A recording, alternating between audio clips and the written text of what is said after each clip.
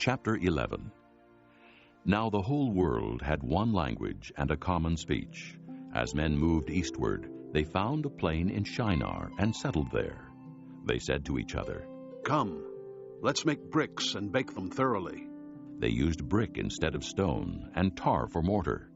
Then they said, "Come, let us build ourselves a city with a tower that reaches to the heavens, so that we may make a name for ourselves and not be scattered over the face of the whole earth." But the Lord came down to see the city and the tower that the men were building. The Lord said, "If as one people speaking the same language they have begun to do this, then nothing they plan to do will be impossible for them. Come, let us go down and confuse their language, so they will not understand each other." So the Lord scattered them from there over all the earth, and they stopped building the city. That is why it was called Babel, because there the Lord confused the language of the whole world. From there the Lord scattered them over the face of the whole earth. This is the account of Shem. 2 years after the flood, when Shem was 100 years old, he became the father of Arphaxad. And after he became the father of Arphaxad, Shem lived 500 years and had other sons and daughters. When Arphaxad had lived 35 years, he became the father of Shelah. And after he became the father of Shelah, Arphaxad lived 403 years and had other sons and daughters. When Shelah had lived 30 years, he became the father of Eber. And after he became the father of Eber, Shelah lived 403 years and had other sons and daughters. When Eber had lived 34 years, he became the father of Peleg. And after he became the father of Peleg, Eber lived 430 years and had other sons and daughters. When Peleg had lived 30 years, he became the father of Reu.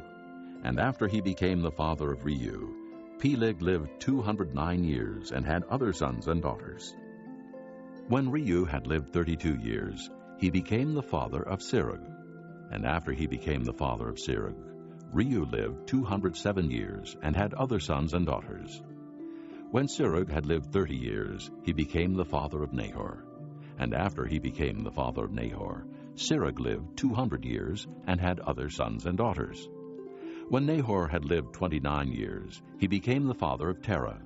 And after he became the father of Terah, Nahor lived 119 years and had other sons and daughters. After Terah had lived 70 years, he became the father of Abram, Nahor, and Haran.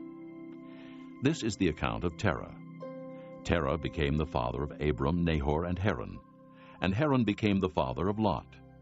While his father Terah was still alive, Haran died in Ur of the Chaldeans in the land of his birth. Abram and Nahor both married. The name of Abram's wife was Sarai, and the name of Nahor's wife was Milcah. She was the daughter of Haran, the father of both Milcah and Iscah. Now Sarai was barren; she had no children. Terah took his son Abram, his grandson Lot, son of Haran, and his daughter-in-law Sarai, the wife of his son Abram, and together they set out from Ur of the Chaldeans to go to Canaan. But when they came to Haran, they settled there. Terah lived 205 years, and he died in Haran.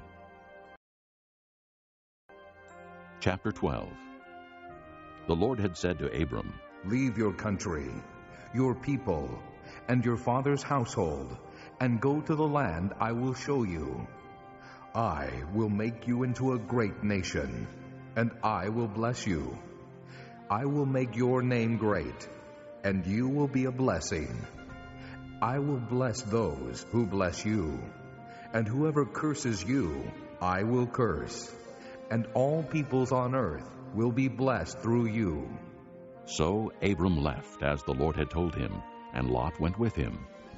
Abram was 75 years old when he set out from Haran.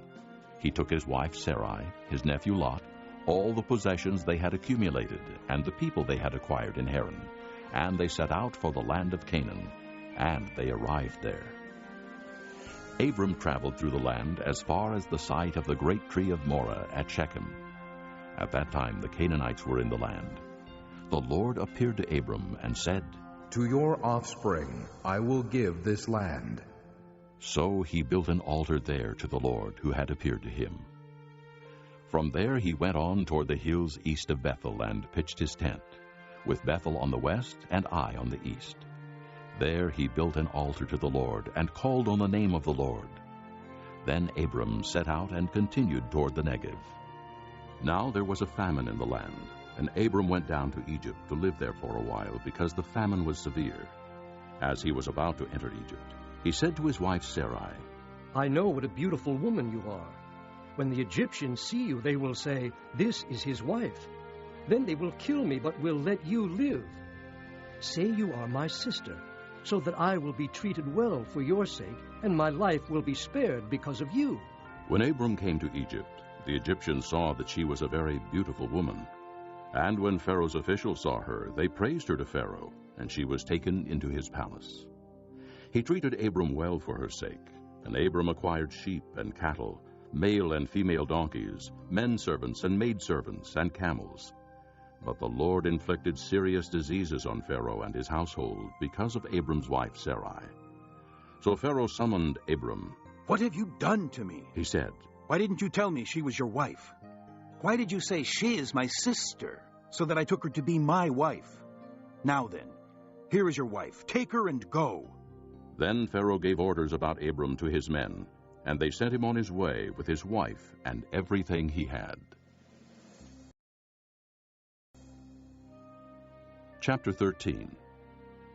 So Abram went up from Egypt to the Negev with his wife and everything he had, and Lot went with him. Abram had become very wealthy in livestock and in silver and gold. From the Negev he went from place to place until he came to Bethel, to the place between Bethel and Ai, where his tent had been earlier, and where he had first built an altar. There Abram called on the name of the Lord. Now Lot, who was moving about with Abram, also had flocks and herds and tents. But the land could not support them while they stayed together, for their possessions were so great that they were not able to stay together. And quarreling arose between Abram's herdsmen and the herdsmen of Lot. The Canaanites and Perizzites were also living in the land at that time. So Abram said to Lot, Let's not have any quarreling between you and me, or between your herdsmen and mine, for we are brothers. Is not the whole land before you? Let's part company. If you go to the left, I'll go to the right. If you go to the right, I'll go to the left. Lot looked up and saw that the whole plain of the Jordan was well watered, like the garden of the Lord, like the land of Egypt toward Zoar. This was before the Lord destroyed Sodom and Gomorrah. So Lot chose for himself the whole plain of the Jordan and set out toward the east. The two men parted company. Abram lived in the land of Canaan, while Lot lived among the cities of the plain and pitched his tents near Sodom. Now the men of Sodom were wicked and were sinning greatly against the Lord. The Lord said to Abram, after Lot had parted from him, Lift up your eyes from where you are, and look north and south, east and west. All the land that you see, I will give to you and your offspring forever. I will make your offspring like the dust of the earth, so that if anyone could count the dust, then your offspring could be counted. Go, walk through the length and breadth of the land, for I am giving it to you. So Abram moved his tents and went to live near the great trees of Mamre at Hebron, where he built an altar to the Lord. Chapter 14. At this time, Amraphel, king of Shinar, Arioch, king of Elasar, Kedorlaomer, king of Elam, and Tidal, king of Goyim, went to war against Bera, king of Sodom, Birsha, king of Gomorrah, Shinab, king of Admah, Shemeber, king of Zeboim, and the king of Bela, that is Zoar. All these latter kings joined forces in the valley of Siddim, the Salt Sea. For 12 years they had been subject to Kedorlaomer, but in the 13th year they rebelled. In the 14th year, Kedorlaomer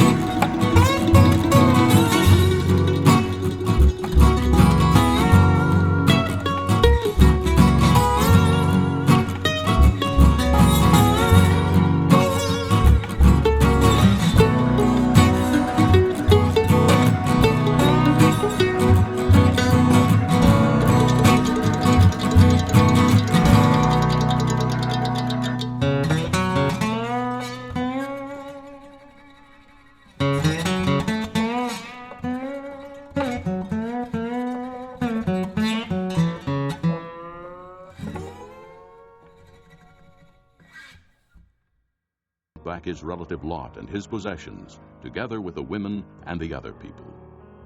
After Abram returned from defeating Chedorlaomer and the kings allied with him, the king of Sodom came out to meet him in the valley of Shaveh, that is, the king's valley. Then Melchizedek, king of Salem, brought out bread and wine. He was priest of God Most High, and he blessed Abram, saying, Blessed be Abram by God Most High, creator of heaven and earth.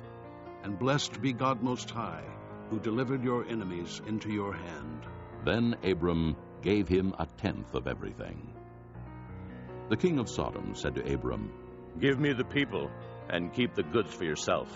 But Abram said to the king of Sodom, I have raised my hand to the Lord, God Most High, creator of heaven and earth, and have taken an oath that I will accept nothing belonging to you, not even a thread or the thong of a sandal, so that you will never be able to say, I made Abram rich. I will accept nothing but what my men have eaten, and the share that belongs to the men who went with me, to Aner, Eshcol, and Mamre. Let them have their share. Chapter 15. After this, the word of the Lord came to Abram in a vision. Do not be afraid, Abram. I am your shield, your very great reward. But Abram said, O sovereign Lord, what can you give me since I remain childless, and the one who will inherit my estate is Eliezer of Damascus? And Abram said, You have given me no children, so a servant in my household will be my heir. Then the word of the Lord came to him.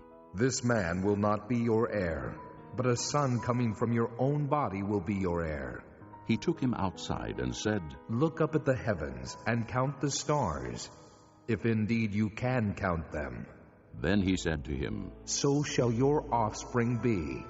Abram believed the Lord, and he credited it to him as righteousness. He also said to him, I am the Lord, who brought you out of Ur of the Chaldeans, to give you this land to take possession of it.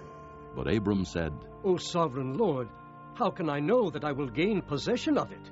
So the Lord said to him, Bring me a heifer, a goat, and a ram, each 3 years old, along with a dove and a young pigeon. Abram brought all these to him, cut them in two, and arranged the halves opposite each other. The birds, however, he did not cut in half. Then birds of prey came down on the carcasses, but Abram drove them away. As the sun was setting, Abram fell into a deep sleep, and a thick and dreadful darkness came over him. Then the Lord said to him, Know for certain that your descendants will be strangers in a country not their own, and they will be enslaved and mistreated 400 years. But I will punish the nation they serve as slaves, and afterward they will come out with great possessions. You, however, will go to your fathers in peace and be buried at a good old age. In the 4th generation, your descendants will come back here, for the sin of the Amorites has not yet reached its full measure. When the sun had set and darkness had fallen, a smoking firepot with a blazing torch appeared and passed between the pieces. On that day, the Lord made a covenant with Abram and said, To your descendants I give this land from the river of Egypt to the great river the Euphrates, the land of the Kenites, Kenizzites, Cadmonites, Hittites, Perizzites, Rephaites, Amorites, Canaanites, Girgashites, and Jebusites. Chapter 16. Now Sarai, Abram's wife, had borne him no children, but she had an Egyptian maidservant named Hagar. So she said to Abram, The Lord has kept me from having children. Go, sleep with my maidservant. Perhaps I can build a family through her. Abram agreed to what Sarai said. So after Abram had been living in Canaan 10 years, Sarai his wife took her Egyptian maidservant Hagar and gave her to her husband to be his wife. He slept with Hagar, and she conceived. When she knew she was pregnant, she began to despise her mistress. Then Sarai said to Abram, You are responsible for the wrong I am suffering. I put my servant in your arms, and now that she knows she is pregnant, she despises me. May the Lord judge between you and me. Your servant is in your hands. Abram said, Do with her whatever you think best. Then Sarai mistreated Hagar, so she fled from her. The angel of the Lord found Hagar near a spring in the desert. It was the spring that is beside the road to Shur. And he said, Hagar, servant of Sarai, where have you come from, and where are you going? I'm running away from my mistress Sarai. She answered. Then the angel of the Lord told her, Go back to your mistress and submit to her. The angel added, I will so increase your descendants that they will be too numerous to count. The angel of the Lord also said to her, You are now with child, and you will have a son. You shall name him Ishmael, for the Lord has heard of your misery. He will be a wild donkey of a man. His hand will be against everyone, and everyone's hand against him, and he will live in hostility toward all his brothers. She gave this name to the Lord who spoke to her. You are the God who sees me. For she said, I have now seen the one who sees me. That is why the well was called Beer Lahairoi. It is still there between Kadesh and Bered. So Hagar bore Abram a son, and Abram gave the name Ishmael to the son she had borne. Abram was 86 years old when Hagar bore him Ishmael. Chapter 17. When Abram was 99 years old, the Lord appeared to him and said, I am God Almighty. Walk before me and be blameless. I will confirm my covenant between me and you, and will greatly increase your numbers. Abram fell face down, and God said to him, As for me, this is my covenant with you. You will be the father of many nations. No longer will you be called Abram. Your name will be Abraham, for I have made you a father of many nations. I will make you very fruitful. I will make nations of you, and kings will come from you. I will establish my covenant as an everlasting covenant between me and you and your descendants after you for generations to come, to be your God and the God of your descendants after you. The whole land of Canaan, where you are now an alien, I will give as an everlasting possession to you and your descendants after you, and I will be their God. Then God said to Abraham, As for you, you must keep my covenant, you and your descendants after you, for the generations to come. This is my covenant with you and your descendants after you, the covenant you are to keep. Every male among you shall be circumcised. You are to undergo circumcision, and it will be the sign of the covenant between me and you. For the generations to come, every male among you who is 8 days old must be circumcised, including those born in your household, or bought with money from a foreigner, those who are not your offspring. Whether born in your household or bought with your money, they must be circumcised. My covenant in your flesh is to be an everlasting covenant. Any uncircumcised male who has not been circumcised in the flesh will be cut off from his people. He has broken my covenant. God also said to Abraham, As for Sarai, your wife, you are no longer to call her Sarai. Her name will be Sarah. I will bless her, and will surely give you a son by her. I will bless her so that she will be the mother of nations. Kings of peoples will come from her. Abraham fell face down. He laughed and said to himself, Will a son be born to a man 100 years old? Will Sarah bear a child at the age of 90? And Abraham said to God, If only Ishmael might live under your blessing.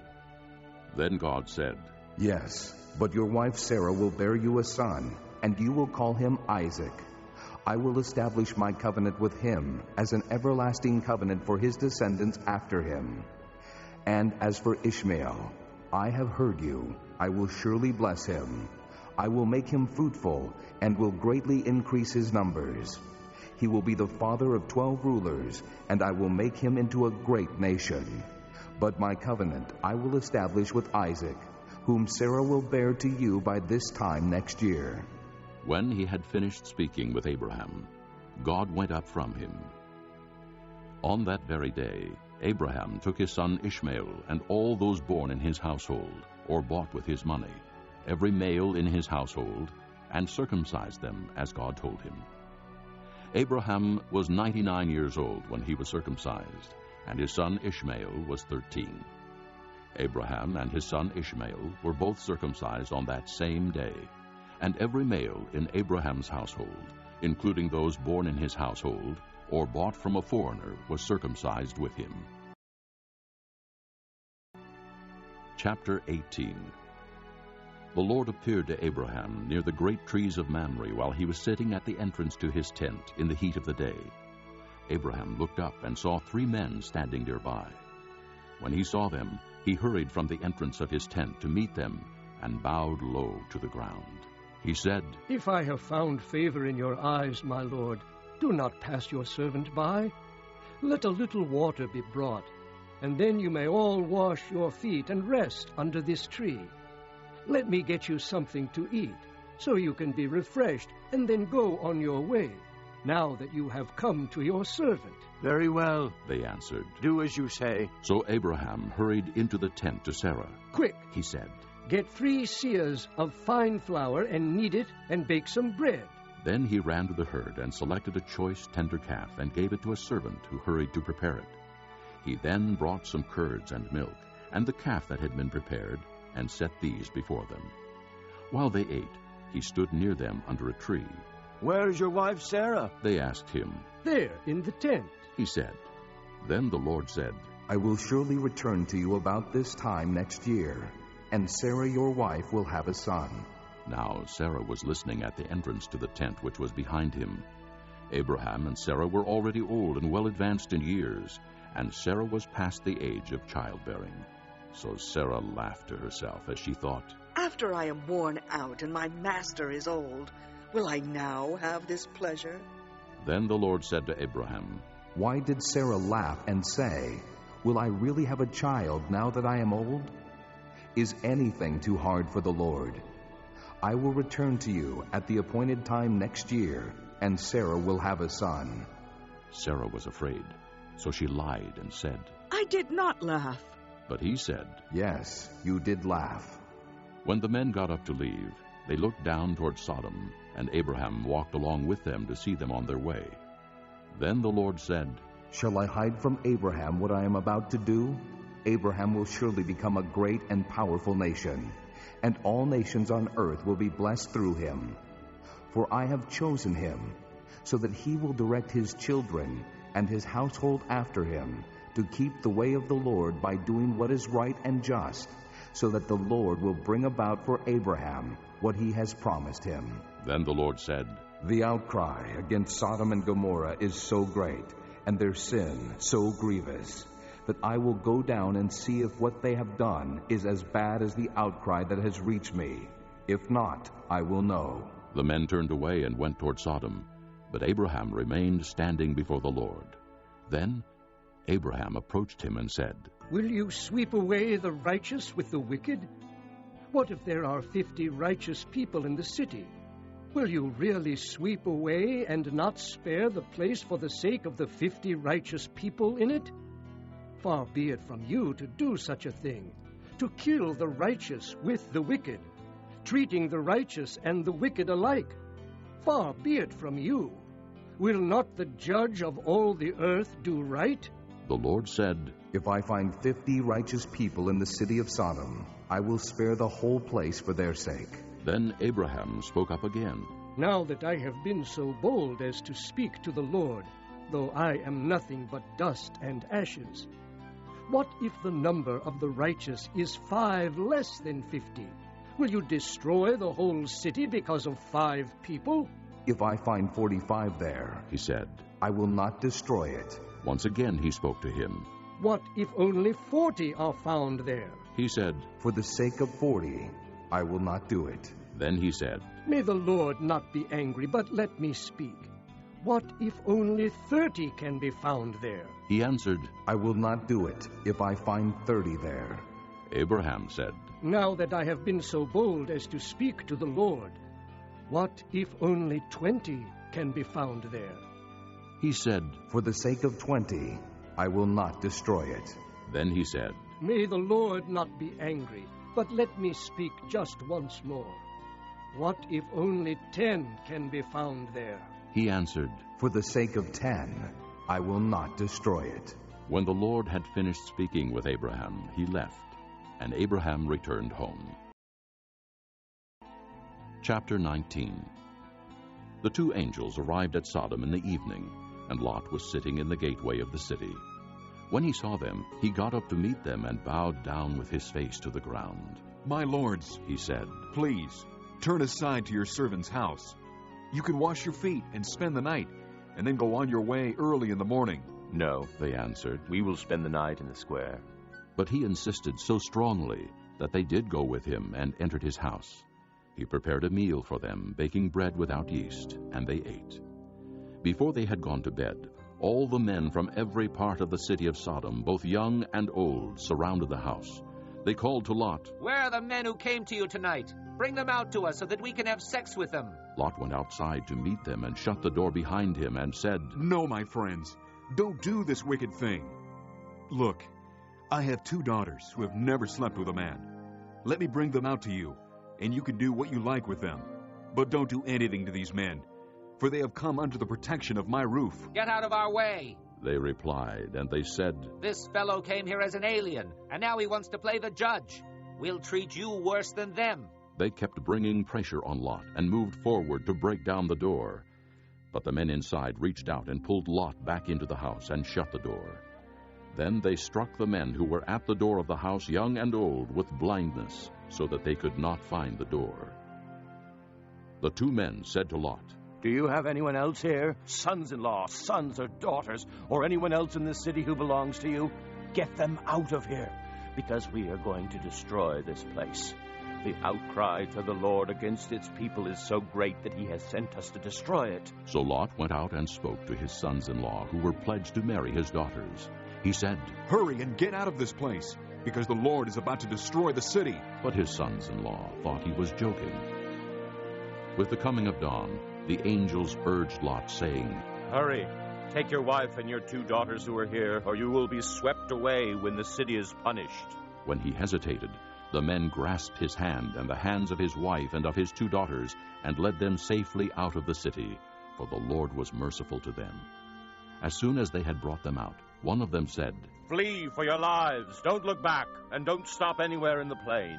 Flee to the mountains, or you will be swept away." But Lot said to them, "No, my lords, please.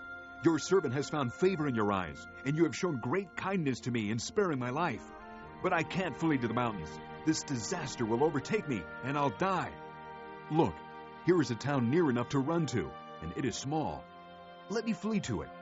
It is very small, isn't it? Then my life will be spared." He said to him, "Very well. I will grant this request too. I will not overthrow the town you speak of, but flee there quickly, because I cannot do anything until you reach it." That is why the town was called Zoar. By the time Lot reached Zoar, the sun had risen over the land. Then the Lord rained down burning sulfur on Sodom and Gomorrah, from the Lord out of the heavens. Thus he overthrew those cities and the entire plain, including all those living in the cities, and also the vegetation in the land.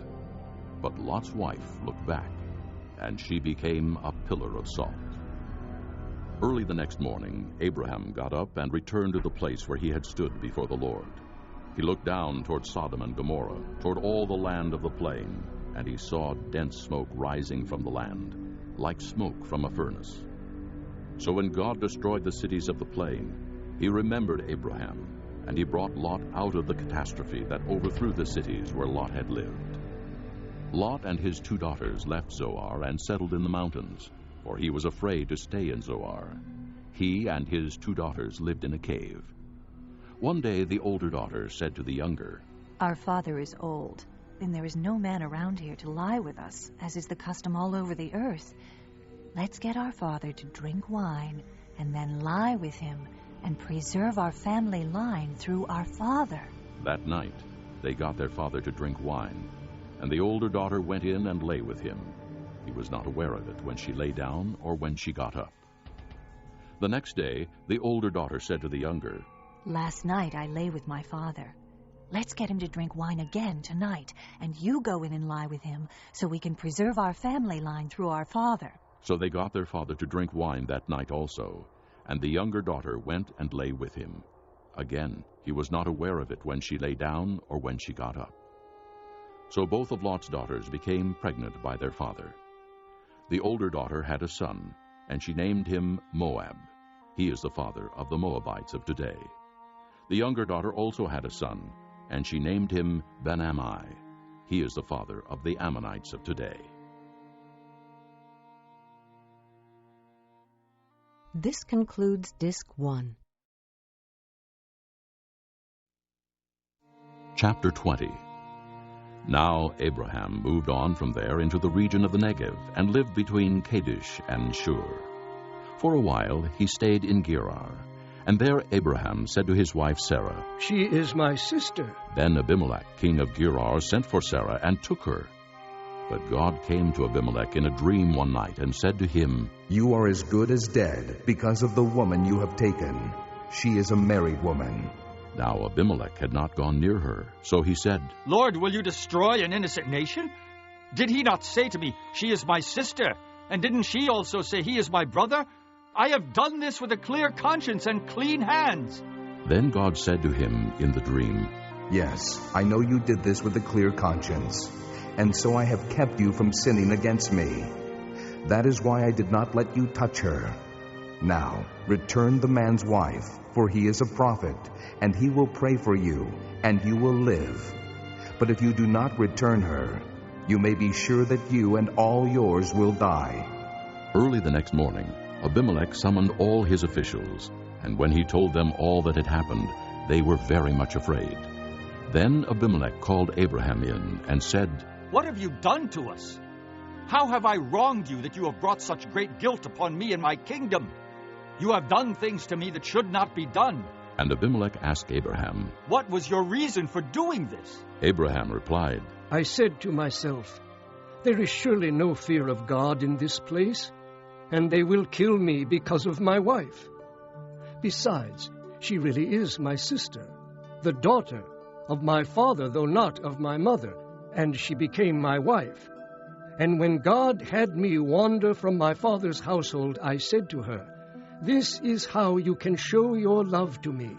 Everywhere we go, say of me, 'He is my brother.'" Then Abimelech brought sheep and cattle and male and female slaves, and gave them to Abraham, and he returned Sarah his wife to him. And Abimelech said, "My land is before you. Live wherever you like." To Sarah he said, "I am giving your brother 1,000 shekels of silver. This is to cover the offense against you before all who are with you. You are completely vindicated." Then Abraham prayed to God, and God healed Abimelech, his wife, and his slave girls, so they could have children again. For the Lord had closed up every womb in Abimelech's household because of Abraham's wife Sarah.